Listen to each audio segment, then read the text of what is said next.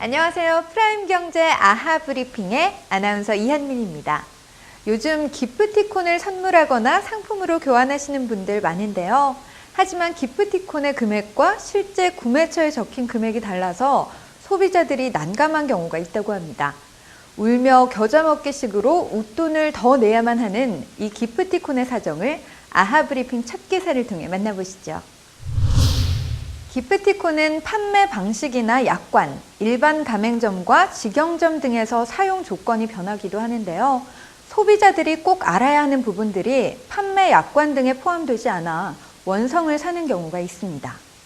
30대 한 남성 제보자에 따르면 그는 유명 제과점 케이크를 교환할 수 있는 기프티콘을 샀는데 기프티콘과 매장 가격이 달라서 3,000원의 웃돈을 더 지불해야 하는 상황을 맞이했다고 합니다. 해당 점원은 기프티콘 가격은 본사에서 파는 케이크의 가격이고 직영점이 아닌 경우 매장에서 책정된 가격의 차익을 지불해야 한다고 전했다는데요. 실제로 프랜차이즈 사업장의 경우 가맹점과 직영 가맹점이 있고요. 여기서 판매하는 상품의 가격은 점주의 권한에 따라 천차만별로 다를 수 있다고 합니다. 하지만 쇼핑몰에 기프티콘 상품을 판매하는 경우 이런 설명을 찾아볼 수가 없습니다. 결국 또 소비자의 신중한 구매가 절실히 요구되는 부분인 것 같습니다.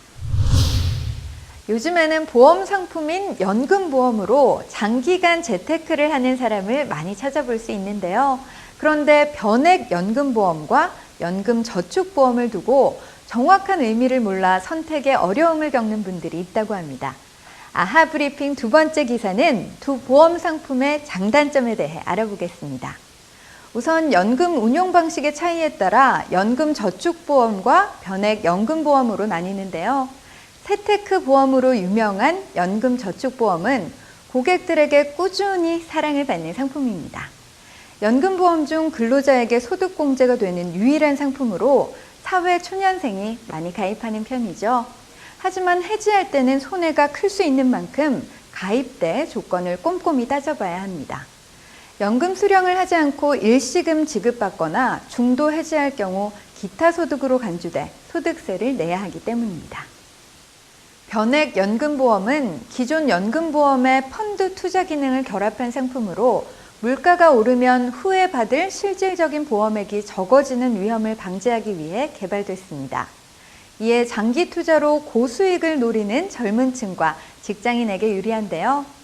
채권과 주식에 투자한 수익에 따라 연금 수령액이 결정돼 일반 연금보험보다 더 높은 연금 수령액을 기대해 볼 수 있습니다.